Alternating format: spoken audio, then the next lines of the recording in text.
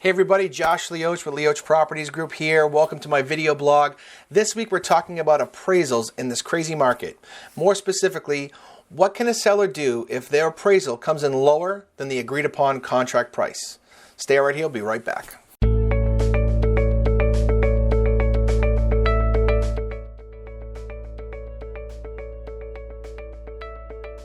All right, everybody, welcome back. So this has been a hot topic. Obviously, this inventory issue is crazy, and the amount of offers that we're seeing on properties is very high. So that is causing an issue with the appraisals. And about 15 to 20% of the appraisals in our marketplace are coming back with issues.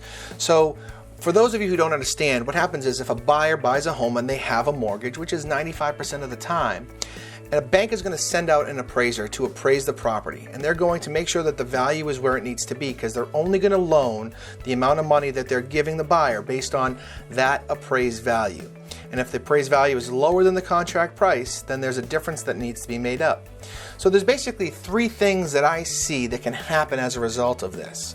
And it's very important that you understand that these three things can greatly impact if you're moving forward or you're backing out. So number one, we're going to challenge the appraisal. Little side note before we get going into that is if you're listing your property, make sure the appraisal is going to be met by the listing agent. Make sure your agent's going to go to that appointment. Myself and my partner Melissa go to every single appraisal. It's important. It is the most important meeting you have in this process, especially in this market. It's your time to ensure that the appraisal knows exactly all the pluses of the property, ages of the things and updates and upgrades you've done. Those are very important for an appraiser to know. And also the valuation of where you started versus where you got to and how you got to that price point. You want to be able to show them, here's the 20 offers we received. So it's a very important thing. All right, so getting back to number one, we're going to request a copy of that appraisal and we're going to look at it. As part of the challenge, you want to ensure that maybe the appraiser just made an honest mistake. Maybe they just missed something. Maybe they just typed in the wrong information. So we look at the appraisal, we make sure that everything looks good, and we make sure that all the information is correct. Maybe there's a comp that we feel that they missed. So if that's the case, we're going to write an email, we're going to request a second look at it, we're going to ask the appraisal to be kind of reviewed. Now, it all depends on who the appraiser is and if they're willing to work with that. Some appraisers certainly don't want to be questioned on their work. Some appraisers will say, hey, you know what? I missed this. This is a screw up. Now, I will caution you as a seller, this doesn't always fix it. And if it is a fix, it doesn't fix the full amount. Maybe there's an adjustment that can be made and maybe we can decrease the amount of difference we have between the appraisal price and the contract price. But it is the first step that your agent is going to want to take if you have a low appraisal. All right, number two. If number one doesn't work, we're going to address the price issue.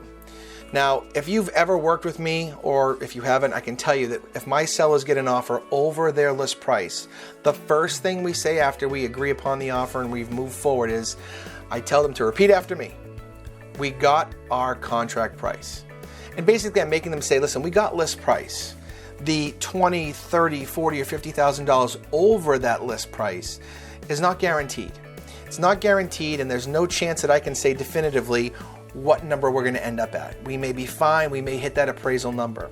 I can almost guarantee them that they got their list price, we got their agreed upon contract price from the listing agreement.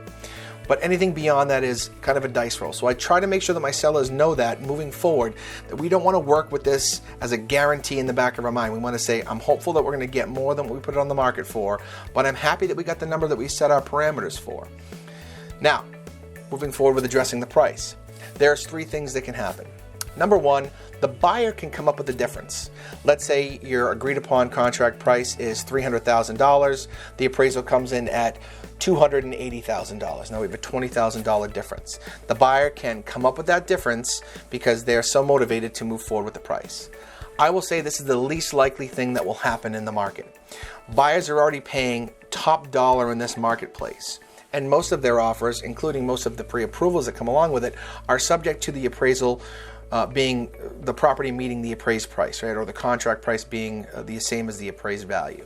So they do have an ability to kind of walk away from this deal if that doesn't happen. So the buyer coming up with the additional money is a very rare instance, and it really depends on their motivation and the seller's position in the marketplace and kind of where in the market we are, especially price point wise. The second thing that can happen is there's a negotiation. There's a meeting of the minds. Seller comes down some, buyer comes up with some additional monies, and somewhere in the middle is where we meet. That's more likely to happen than the buyer coming up with the difference, but probably least likely than the last thing that can happen. So number 3, the third item that can happen in addressing the price is the seller reduces the value. Very common that I'm seeing in the marketplace, given the aggressive jumps from listing price to contract price. We're seeing sellers having to really come down a little bit if there is an appraisal issue. Again, buyers are already paying above contract price.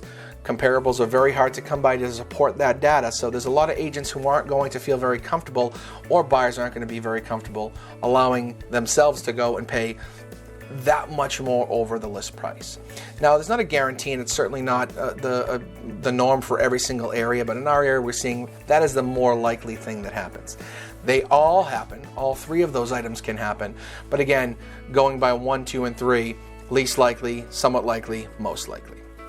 Now that brings us into number 3, the last thing that can happen. That is putting the home back on the market. So basically, number 2 didn't work. We couldn't come to an agreement. Buyer wouldn't come up, seller wouldn't come down, and there was no way to negotiate, and the deal dies. And this is where I caution sellers.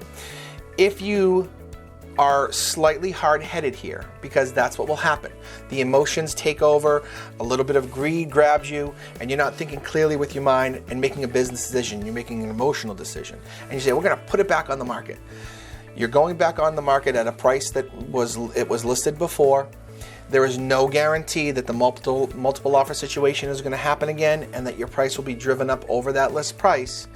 And you're also starting from the beginning. So you're starting again with home inspection. You're starting again with making sure the buyer can get their financing and their application is going to go through. And then you're going through for another appraisal, which is a couple months down the road, several more months of expenses, mortgage payments, heat, taxes, insurance, all that good stuff. So expenses are up. And really worst case scenario, the appraisal company that did your appraisal the first time gets the order for the second appraisal. And that number is going to be set there for a while, and they're going to see the history and know exactly where it came in before.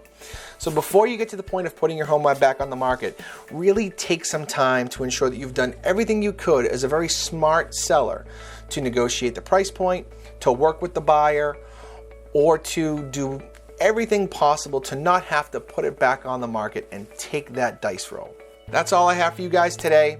I hope this was good information for sellers out there or people thinking about putting their home on the market so they understand some of the pitfalls that can happen with a valuation issue. If you have any other questions in regards to this topic, please let me know. Reach out, email, phone, text. I'm happy to talk in more detail. And again, certainly this is a lot of broad topic and a lot of broad discussion, but the reality is every single situation is very, very different. Price points are very different. Seller's motivation and risk tolerance and buyer's desires are very different. So each individual sale is going to have its own circumstances that really designate what happens when these situations come up. So thanks again for watching. We will see you next time on Josh Lioce's video blog. Have a great day.